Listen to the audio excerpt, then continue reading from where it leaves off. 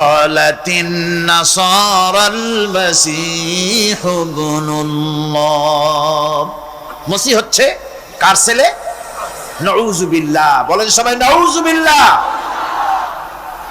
তাকে যখন আল্লাহর ছেলে বলা হলো, আল্লাহর পুত্র বলা হলো, রব্বুল আলামিন তার জবাবে বললেন ইন হুয়া ইল্লা আবদুন আনআমনা আলাইহি। তিনি তো একজন বান্দা, তিনি আমার বান্দা ছাড়া আর কিছুই নন। আমি তার প্রতি অনুগ্রহ করেছি। বান্দা, আমার বান্দা। আল্লাহ পাকের বান্দা হওয়ার ব্যাপারে কোন মানুষের লজ্জা থাকার কথা নয়। এমনকি আল্লাহ পাক ঈসা আলাইহিস সালাম সম্পর্কে বলছেন লা ইয়াস্তানকিফাল মাসীহু আইয়াকুনা আবদান লিল্লাহি ওয়ালাল মালাইকাতুল মুকাররাবুন। মসিহ আল্লাহর বান্দা, তাতে কখনো বিন্দু মাত্র লজ্জা তিনি পোষণ করেন নাই যে আমি আল্লাহর বান্দা, আল্লাহর গোলাম। এটা একটা কথা হইল? এরকম লজ্জা তিনি পোষণ করেন। এমনকি তার নিকটবর্তী ফেরেশতা যারা, তারাও আল্লাহর বান্দা গোলাম হওয়ার জন্য তাদের ভিতরে কোনো লজ্জা নাই। যারা নাকি আল্লাহর গোলাম, এই ব্যাপারে যাদের মধ্যে লজ্জার সৃষ্টি হয়, আল্লাহর গোলাম এটা কেমন কথা, বান্দা হওয়াটা কেমন কথা। যারা গোলামীকে অস্বীকার করে তাদের সম্পর্কে আল্লাহ পাক বলছেন ওয়া মাইয়াস্তানকিফ আন ইবাদাতিহি ওয়া ইস্তাকবির ফাসায়াহশুরুহুম ইলাইহি জামিআ। কেউ যদি আল্লাহর বন্দেগী করার ব্যাপারে লজ্জা পোষণ করে, যদি লজ্জার কারণ মনে করে, অহংকার করে, গৌরব করে, তাহলে তারা পালাবে কোথায়, যাবে কোথায়? আমি কিয়ামতের দিন সবগুলিকে এক জায়গায় করে ফেলবো। আল্লাহ রাব্বুল আলামিন এই কোরআনে কারীমের ভিতরে সব কিছুকে ওপেন সিক্রেট করেছেন, কোনো গোপন কিছুই রাখেন নাই, সবগুলিকে খুলে খুলে বলে দিয়েছেন। আল্লাহ তাআলা বলেন ওয়া কুল্লা ইনসানিন আলজামনাহু তাইরাহু ফি উনুকি ওয়া নুখরিজু লাহু ইয়াওমাল কিয়ামাতি কিতাবান ইয়ালকাহু মানসুরা। وكل إنسان ألزمناه طائره في عنقه। আমি প্রত্যেক মানুষকে, মানুষের কর্মকে তার গ্রীবা লগ্ন করে দিয়েছি। এই যে গলা, এই গলার কাছে একটা ঘুটলির মতো, একটা সিম কার্ডের মতো এইখানে আমি রেখে দিয়েছি। কোথায়? কোন গলায়? কে বলতেছেন এ কথা? এই গুটলির ভিতরে তুমি যা করতেছো সব লিপিবদ্ধ হচ্ছে। সুবহানাল্লাহ বলেন। এখন বলতে পারেন অদৃশ্য এই গুটলি, এটা তো দেখি না, এটা কে বলতেছেন? আমি কিন্তু দেখতে পাচ্ছি না। আপনারা দেখেন নাকি? কেউ দেখেন না। হাত দিয়ে ধরে দেখেন, পান নাকি? ধরাও যায় না, দেখাও যায় না। আল্লাহ বলছেন আছে, তাহলে বিশ্বাস করতে হবে। এর ভিতরে সব রেকর্ড হয়ে যাচ্ছে। আপনি বলবেন এতটুকু ঘুটনির মধ্যে, তাবিজের মধ্যে আমার সারা জীবনের সব কথার সব কাজ ঢোকে কেমনে? কেমনে লেখা? তাহলে পাল্টা প্রশ্ন করি, আপনার মোবাইলের সিম কার্ডে এত ফোন নাম্বার, এত ইমেল, এত কি বলে, এত টেক্সট, এত কিছু, আপনার আরো কি জানি আছে, মেসেজ দেওয়াটা হাবিজাবি আছে না, অনেক কিছু কিছু শুদ্ধা, এগুলো কেমনে হয়? ছোট্ট একটা সিম কার্ডের মধ্যে কেমনে হয়? শত শত টেলিফোন নাম্বারের মধ্যে ঢুকে যায়। আমার একটা টেলিফোন দিয়ে মোবাইল দিল, কোথা থেকে দিল? লিসবন। কোথায়? কি আন্দাজে কষ্ট। লিসবন হচ্ছে পর্তুগালের রাজধানী। পর্তুগালের রাজধানী, সেখানে প্রোগ্রাম ছিল, ওরা আমাকে একটা মোবাইল দিল। এটি যে কত ফাংশন আল্লাহ ভালো জানে, আমি এখনো শিখতে পারিনি। এত ফাংশন, এতটুকু একটা মোবাইলের মধ্যে। কম্পিউটার, কম্পিউটারের ছোট্ট একটা মাইক্রোচিপ যন্ত্র, যে কম্পিউটার ব্যবহার করা এখন বাচ্চা ছেলেপেলেরাও জানে। এটা একটা পৃথিবীর বিস্ময়।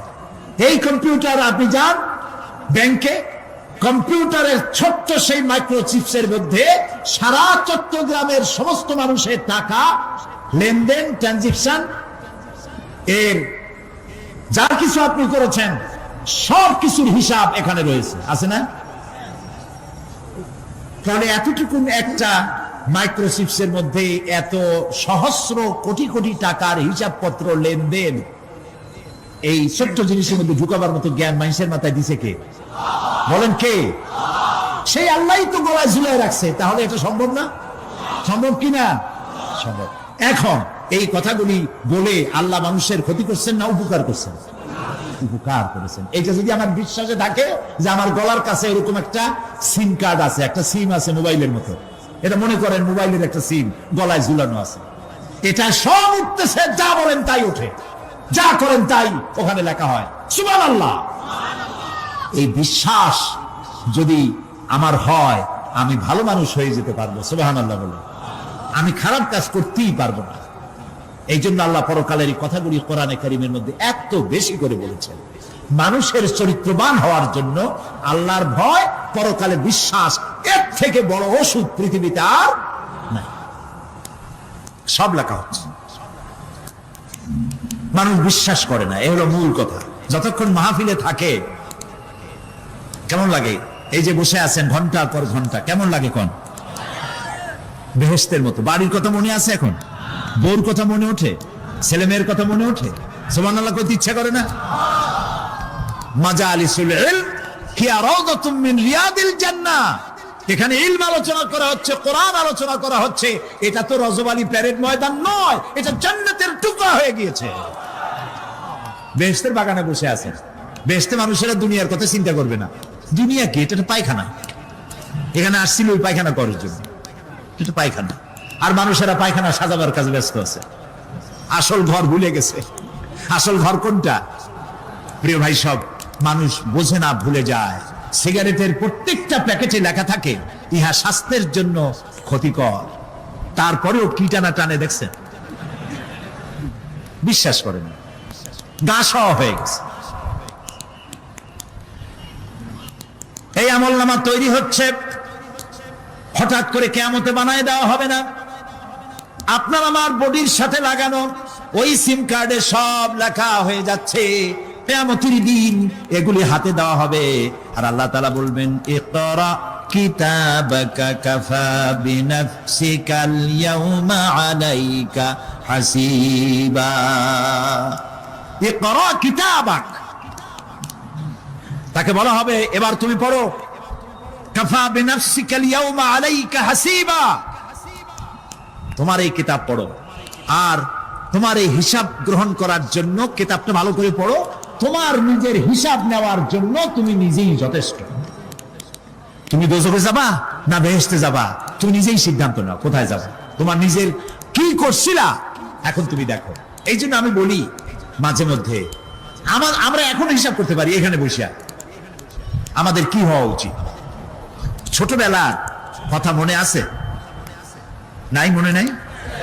এই যে স্কুল থেকে পলাইছিলেন, তারপরে 2 দিন পর স্কুলে গিয়ে হাজির হয়েছেন, মাস্টার জিজ্ঞেস করলো গতকাল আসো নাই কেন? তখন বললেন মা বলেছেন আমার নাকি পেটে ব্যথা হয়েছিল। এইসব স্কুল ফাঁকি দেওয়া, মার খাওয়া, মানুষের বাড়ির লিচু খাইতে গিয়ে চুরি করে কিল খাওয়া, এইসব ছোট ছোট কথা মনে পড়লে এখনো হাসি পায়। এসব কথা মনে আছে না? ছোট ছোট কথা, ছোট ছোট কথাগুলি যদি মনে থাকে, তাহলে কোন হোটেলে, কোন বাগানে, কোথায় কোন পাপ করেছেন তা মনে নাই। এখন নিজে হিসাব করেন জায়গা কোথায় হওয়া উচিত, পাপ করেছেন কত, ভালো কাজ করেছেন কত, নিজে হিসাব করে দেখেন কোন দিকে যাবেন। আমরা নিজেরাই যথেষ্ট হিসাবের জন্য। আল্লাহ তাই বলবেন কিয়ামতের দিন, ইকরা কিতাবা, তোমার কিতাব তুমি পড়ো, তোমার হিসাব নেওয়ার জন্য তুমিই যথেষ্ট। আহারে, আল্লাহ রাব্বুল আলামিন বলেন, وأشرقت الأرض بنور ربها ووضع الكتاب وجاء بالنبيين والشهداء بينهم بالحق وهم لا يظلمون। পৃথিবী তার রবের নূরের ঝলকানিতে উদ্ভাসিত হবে। সুবহানাল্লাহ, সুবহানাল্লাহ। আল্লাহর নূরের ঝলকানিতে গোটা পৃথিবী উদ্ভাসিত হয়ে যাবে। আমলনামা তুলে ধরা হবে, পয়গম্বর এবং সাক্ষীগণকে হাজির করা হবে। এবং সকলের প্রতি সুবিচার করা হবে, তাদের কারো প্রতি জুলম করা হবে না। আল্লাহ গ্যারান্টি দিচ্ছেন কারো প্রতি জুলুম করা হবে না। সুতরাং হে মানুষেরা, ইয়া আইয়ুহাল ইনসানু ইন্নাকা কাদিহুন ইলা রাব্বিকা কাদহান ফামুলাকি। হে মানুষ, তোমার পালনকর্তা পর্যন্ত পৌঁছতে তোমাকে অনেক কষ্ট করতে হবে, এরপর তুমি তার সাক্ষাৎ পাবে, কিয়ামতে তোমার সাক্ষাৎ হবে। কাজী তোমার নিজের আমলকে সুন্দর করে আমলকে তৈরি করে নাও। فَأَمَّا مَنْ أُوتِيَ كِتَابَهُ بِيَمِينِهِ فَسَوْفَ يُحَاسَبُ حِسَابًا يَسِيرًا وَيَنْقَلِبُ إِلَى أَهْلِهِ مسرورا। সুবহানাল্লাহ, সুবহানাল্লাহ। যার ডান হাতে আমলনামা দেওয়া হবে, কিয়ামতের দিন আমলনামাগুলি উড়িয়ে দেওয়া হবে ইমানদারের সামনে থেকে কোন হাতে, আর বেঈমানের পিছন থেকে বাম। এই আমলনামা যখন যার ডান হাতে আমলনামা পৌঁছে যাবে, তার হিসাব নিকাশ সহজ হয়ে যাবে। আমলনামা হাতে করে আনন্দ চিত্তে সে আপন পরিবারের সঙ্গে মিলিত হতে পারবে। সুবহানাল্লাহ। আল্লাহ কিয়ামতের দিন দয়া করে আমাদের আমলনামা আমাদের ডান হাতে দিয়ে দিও। আল্লাহ তাআলা দয়া করে আমাদের হাতে, আমাদের ডান হাতে আমাদের আমলনামা দিও। দয়া করে আমাদের আমলনামা আমাদের ডান হাতে দিও। আনন্দ চিত্তে পরিবারের সঙ্গে দেখা করে সব পরিবার, মা বাপ, স্ত্রী পুত্র পরিজন, ভাই বোন, বন্ধু বান্ধব নিয়া এক জান্নাতে থাকার তৌফিক দিও। আয় আল্লাহ, বিগত 26 বছর যারাই মাহফিলে এসেছেন তাদেরকে নিয়ে এক জান্নাতে থাকার আমাদেরকে তৌফিক দিয়ে দিও। وَأَمَّا مَنْ أُوتِيَ كِتَابَهُ وَرَاءَ ظَهْرِهِ فَسَوْفَ يَدْعُو ثُبُورًا وَيَصْلَى سَعِيرًا।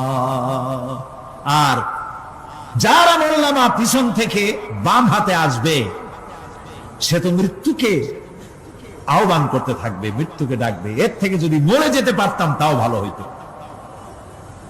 তার আর উপায় থাকবে না, তার জায়গা হবে জাহান্নামে। নাউযুবিল্লাহ। আমরা সবাই বলি নাউযুবিল্লাহ। এরপরে আল্লাহ রাব্বুল আলামিন মিজান খাড়া করবেন, দাড়িপাল্লা। মিজান কি? দাড়িপাল্লা। ইনসাফ কি মুকদ্দাস তারাজু। ইনসাফের প্রতীক কি? তাও করতে পারেন না, জোরে বল না। এটা হচ্ছে ইনসাফের প্রতীক। সুপ্রিম কোর্ট ঢাকা, সুপ্রিম কোর্টের সামনে বিশাল দাড়িপাল্লা টানা, দেখছেন না?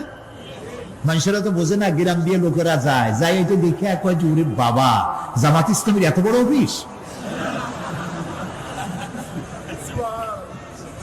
দাড়িপাল্লা তো জামাত ইসলামের না, এটা ইনসাফের প্রতীক। তারা ক্ষমতায় গেলে ইনসাফ করবে এটা বুঝাবার জন্য এই প্রতীককে গ্রহণ করেছে। আল্লাহ যেন ইনসাফ করার তৌফিক দিয়ে দেয়। বলুন আমিন, জোরে বলেন আমিন।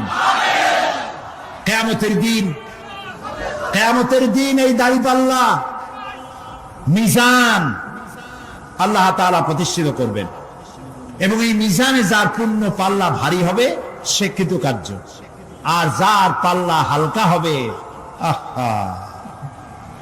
সব শেষ।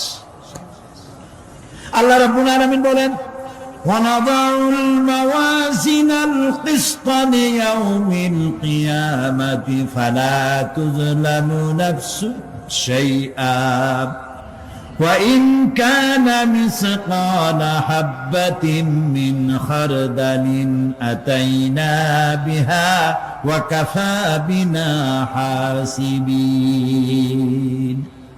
আমি কিয়ামতের দিন ন্যায় বিচারের মানদণ্ড স্থাপন করব। তখন কারো প্রতি অবিচার করা হবে না।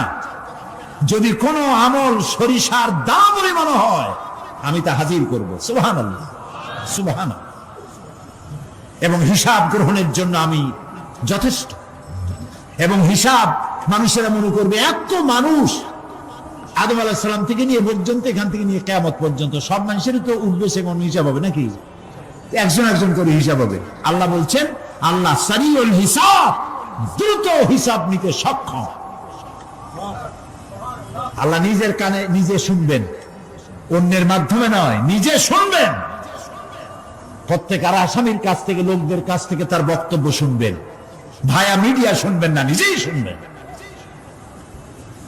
আল্লাহর কান আছে না, চোখ আছে না? লোকেরা এই যে বইপত্রে লেখে আল্লাহ হচ্ছে নিরাকার,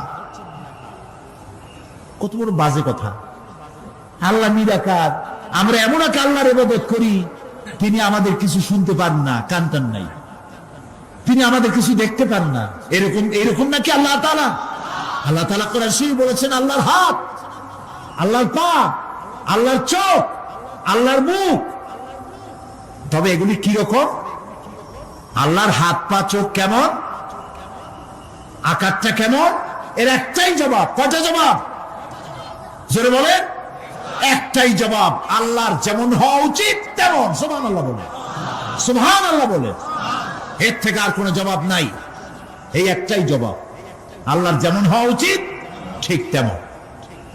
লাইসা কামিসলিহি শাইউন, আল্লাহর অনুরূপ, আল্লাহর মতো আকাশেও কিছু নাই, জমিনেও কিছু নাই। এটা আমাদের ঈমান, এটা আমাদের কি? সুতরাং তিনি জুলুম করবেন না এবং হিসাব নেবেন, আর যথার্থ হিসাব নেবেন। সেখানে কারো প্রতি কোনো জুলুম করা হবে না। ومن خفت موازينه فأولئك الذين خسروا أنفسهم بما كانوا بآياتنا يظلمون। আর যাদের পাল্লা হালকা হবে তারা তো শুধু নিজেদেরই ক্ষতি সাধন করবে, কেননা তারা আমার আয়াত সমূহকে অস্বীকার করত। আল্লাহর যারা অস্বীকার করত, আখেরাত নাই, কিয়ামত নাই, বেহেশত নাই, কবরের মধ্যে কোনো শাস্তি নাই, কবরের কোনো প্রশ্ন নাই, এগুলি যারা বলতো তারা কিয়ামতে ক্ষতিগ্রস্ত হবে। এখন কিয়ামতের দিন মিজান আমরা হালকা করতে চাই না ভারী করতে চাই? জবাব চাই। কি করবেন? যদি ভারী করতে চান, নেক আমল বেশি বেশি করবেন। আর একটি হাদিস শোনাবো, যেই হাদিসের ভিতরে পাল্লা ভারী করার মতো কথা নবীজি বলেছেন। শুনবেন নাকি? বুখারী শরীফের শেষ হাদিস। আল্লাহর নবী বলেন, কালিমাতানে হাবিবাতানে ইলার রহমান খাফিফাতানে আলাল লিসান সাকিলাতানে ফিল মিজান সুবহানাল্লাহি ওয়া বিহামদিহি সুবহানাল্লাহিল আযীম। নবীজি বলেন, দুইটা কালেমা, দুটি শব্দ আল্লাহর কাছে খুবই প্রিয়, মুখে উচ্চারণ করা একেবারেই হালকা। আর কিয়ামতের দিন এই শব্দ দুটি দিয়ে আল্লাহ রাব্বুল আলামিন মিজানের পাল্লাকে ভারী করে দিবেন। সেই শব্দ দুটি হলো, পড়েন আমার সাথে, সুবহানাল্লাহি ওয়া বিহামদিহি সুবহানাল্লাহিল আযীম। সবাই পড়েন, সুবহানাল্লাহি ওয়া বিহামদিহি সুবহানাল্লাহিল আযীম সুবহানাল্লাহি ওয়া বিহামদিহি সুবহানাল্লাহিল আযীম। জান্নাতের ভিতরে মানুষের কোনো দুঃখ থাকবে না। কাদের দুঃখ থাকবে না? জান্নাতীদের। কথা কি শোনেন? সাথে সাথে ঠাস ঠাস করে জবাব দিতে পারেন না কেন? জান্নাতীদের ভেতরে, জান্নাতীদের কি থাকবে না? কোনো দুঃখ থাকবে না। একটা দুঃখ থাকবে। কটা দুঃখ? একটা দুঃখ থাকবে। জান্নাতীরা জান্নাতের ভেতরে মনে মনে ভাববে, কারণ জান্নাত তো সকলের জন্য একরকম হবে না। কারো হবে ফার্স্ট ক্লাস, কারো হবে ডিলাক্স, কারো হবে সুইট ডিলাক্স, কারো হবে second class, third class, fourth class, এরকম। এটা কি ইনসাফ না জুলুম? ইনসাফ। আপনি খালি নামাজ পড়ছেন, রোজা রাখছেন, হজ করছেন, জাকাত করছেন, জাকাত দিছেন, হালাল হারাম বাইসা করছেন, আপনারে যে জান্নাত দেওয়া হবে ওই ব্যক্তি যিনি তাহাজ্জুদের নামাজ পড়েছেন, কোরআন বুঝেছেন, কোরআন প্রতিষ্ঠার জন্য আন্দোলন করেছেন, জেল খেটেছেন, জরিমানা দিয়েছেন, ফাঁসির মঞ্চে চড়েছেন, তার জান্নাত আর আমার জান্নাত সমান হওয়া কি উচিত? কাজে আল্লাহ তাআলা তো ইনসাফ করবেন কিয়ামতের দিন। নবীদের, সাহাবীদের, তারপরে দ্বীনের জন্য যে যত পরিশ্রম করেছেন তার পুরস্কারটা সেরকমই হবে। এই জান্নাতীর ভিতরে, জান্নাতীদের মধ্যে কোনো দুঃখ থাকবে না, একটি দুঃখ ছাড়া। তারা মনে মনে ভাববেন রব্বুল আলামিন, অমুক অমুক সময় চায়ের দোকানে বসে আড্ডা মেরেছিলাম, বাসের মধ্যে ঘন্টার পর ঘন্টা বসেছিলাম, আজে বাজে চিন্তা করেছি, সময় চলে গেছে ঘন্টার পর ঘন্টা। ওই সময়গুলিতে যদি তোমার নামের জিকির করতাম, তেলাওয়াত করতাম, তাহলে জান্নাতের ভিতরে আজ আমি আরো ভালো ভালো জায়গা পাইতাম। হাদিস শরীফে এসেছে কিয়ামতের দিন জান্নাতীদেরকে আল্লাহ বলবেন, তেলাওয়াত করো আর উপরে উঠতে থাকো, তেলাওয়াত করো আর উপরের দিকে উঠতে থাকো, ধীরে ধীরে পড়ো, ধীরে ধীরে তেলাওয়াত করো। ধীরে ধীরে তেলাওয়াত করতে করতে তোমার তেলাওয়াত জান্নাতের যে স্তরে গিয়ে শেষ হবে, জান্নাতের ওই জায়গা তোমার জন্য বরাদ্দ হবে। এখন যার মুখস্থ সাদি খালি কুল্লু আল্লাহ আর ইজাজা নাসিরুল্লাহ, দুই পাও দিয়েই বসে থাকে। আহারে, কোরআন শরীফ মুখস্থ করেন, আল্লাহ যেন আমাদেরকে মুখস্থ করার তৌফিক দেন, বলেন আমিন। এজন্য উৎসাহ থাকা দরকার, উৎসাহ হইলেই আপনি পারবেন। জেহেন শক্তি সকলেরই কম বেশি আছে, চেষ্টা করলেই পারবেন। সেই জন্য আমি বলতে চাই, কিয়ামতের দিন জান্নাত যদি আল্লাহ তাআলা দয়া করে আমাদেরকে নসিব করায় দেন, যদি বলবো না, বলবো আল্লাহ তুমি দয়া করে আমাদেরকে জান্নাত দিও, বলেন আমিন। জান্নাতের ভিতরে এই এক লোক স্বপ্নে দেখছে তাকে বাঘ তাড়াচ্ছে, বাঘের তাড়া খাইয়া দৌড়াতে দৌড়াতে সে এক গাছের মাথায় গিয়ে উঠেছে। গাছের মাথায় উঠে একটা ডাল ধরে ঝুলে পড়েছে। এমন সময় সে লক্ষ্য করলো বাঘটা এসে গাছের গোড়ায় দাঁড়ায় আছে। ডালটা যে নিচে ঝুলে পড়েছে তার নিচে দেখছে বিরাট কুয়া, সেই কুয়ার ভিতরে বড় এক অজগর হা করে আছে। এমন সময় কানে কুটকাট করে আওয়াজ আসে। কিসের আওয়াজ? তাকিয়ে দেখে যে ডালটা তার অবলম্বন, সেই ডালের গোড়ায় একটা সাদা ইঁদুর আর একটা কালো ইঁদুর ডালের গোড়াটা কেটে দিচ্ছে। কারণ বিপদটা খুব কম না বেশি? জনমের বিপদ না? গাছ বাইয়া যদি নিচে নামে তো খাবে কিসে? বাঘে। আর ডাল ভাঙিয়ে যদি নিচে পড়ে খাবে কিসে? এমন সময় তার মাথায় ঠান্ডা কি জানি পড়লো। উপরের দিকে তাকাইছে।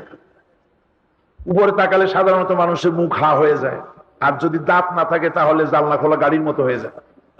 উপরের দিকে তাকাইছে, মুখটা হা হয়ে গেছে। আর অমনি উপরে ছিল মধুর চাক, সেখান থেকে ফোটা ফোটা মধু পড়তেছিল, সে মধু চাটতেছে।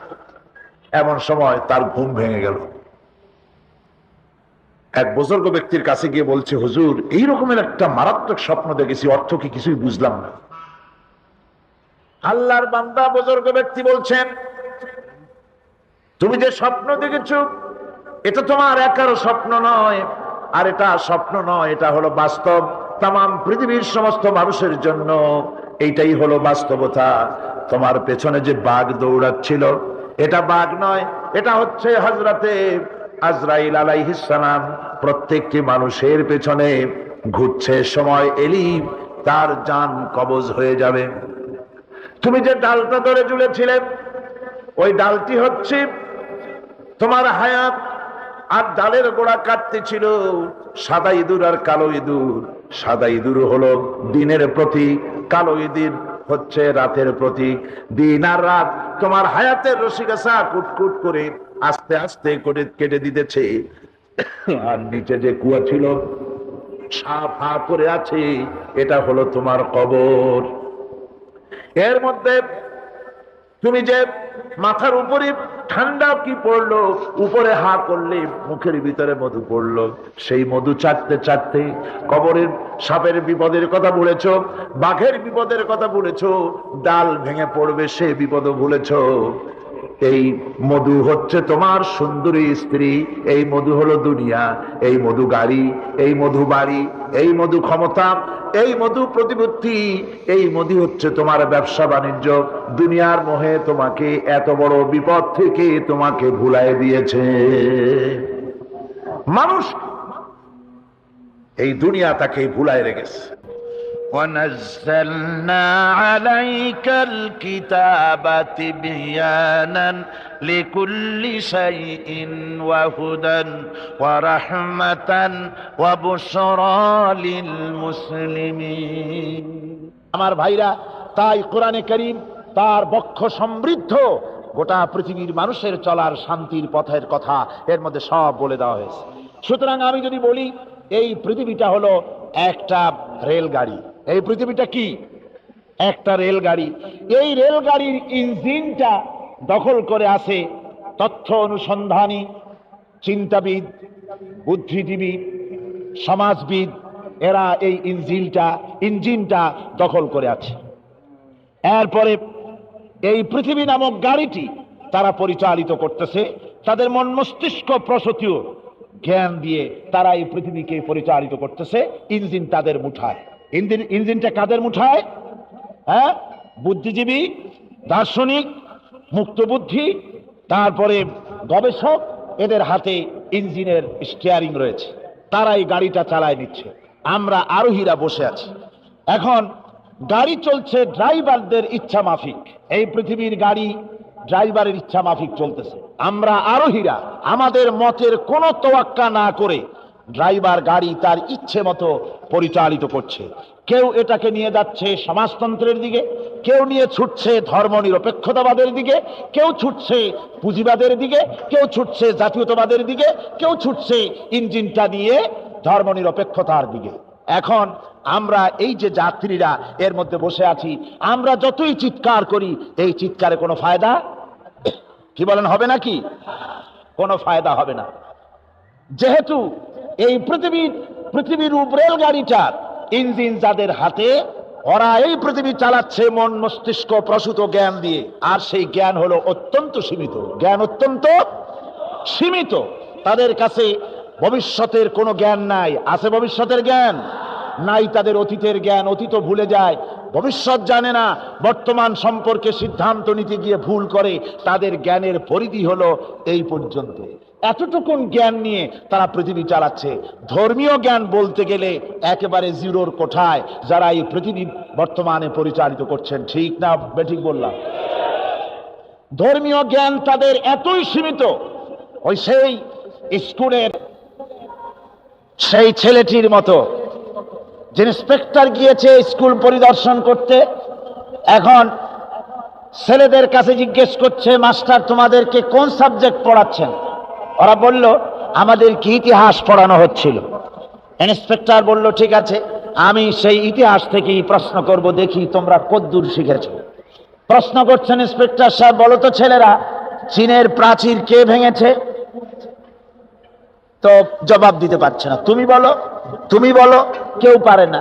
এখন ওই বেঞ্চের কোনায় বসা যে ছেলেটি, সে চিন্তা করতেছে আল্লাহ কেউ তো স্বীকার করে না, এখন তো এই মুসিবত আমার মাথায় চাপবে শেষ পর্যন্ত। ইন্সপেক্টর তাকে জিজ্ঞেস করে, চাই ছেলে বলতো চীনের প্রাচীর কে ভেঙেছে? কয় যে স্যার, এই পাড়ায় দুষ্ট হিসাবে আমার যথেষ্ট সুখ্যাতি আছে, কিন্তু চীনের প্রাচীর ভাঙার মতো দুষ্কর্ম আমি করি নাই। ইন্সপেক্টর সাহেব খুব রেগে গেলেন, মাস্টারের দিকে কটমট করে তাকিয়ে আছেন। মাস্টার বলছেন, স্যার রাখবেন না, এই ক্লাসের ছেলেরা তো আমারই ছাত্র, আমি তো জানি এদের স্বভাব চরিত্র। চীনের প্রাচীর ভাঙার মতো কুকাম আমার ছেলেরা কেউ করে না। ইন্সপেক্টর রেগে রুমের থেকে বেরিয়ে চলে গেলেন হেডমাস্টারের রুমে।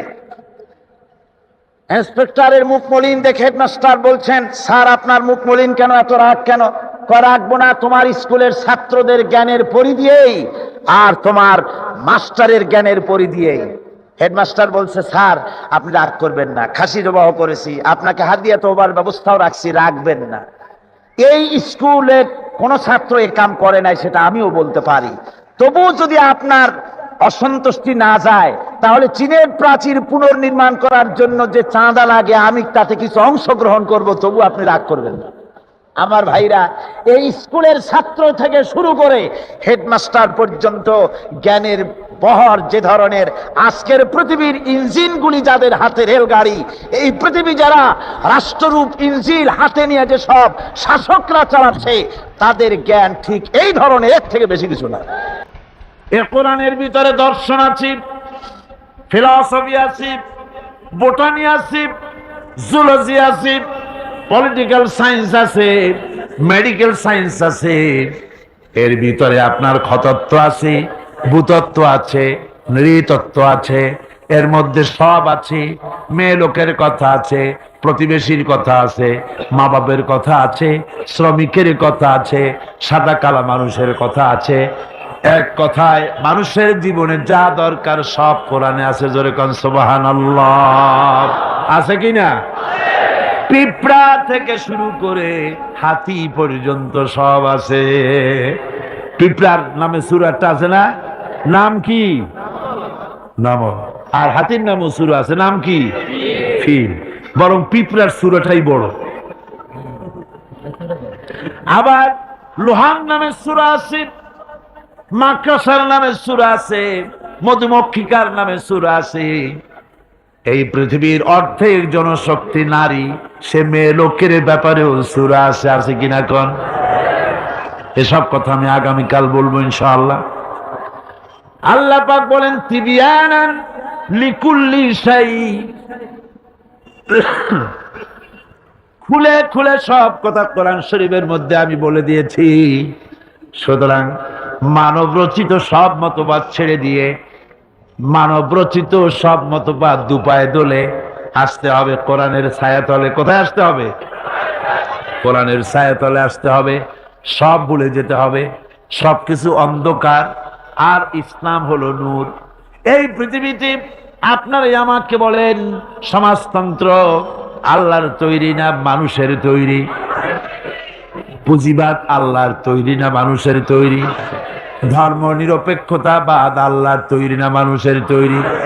কমিউনিজম আল্লাহর তৈরি না মানুষের তৈরি?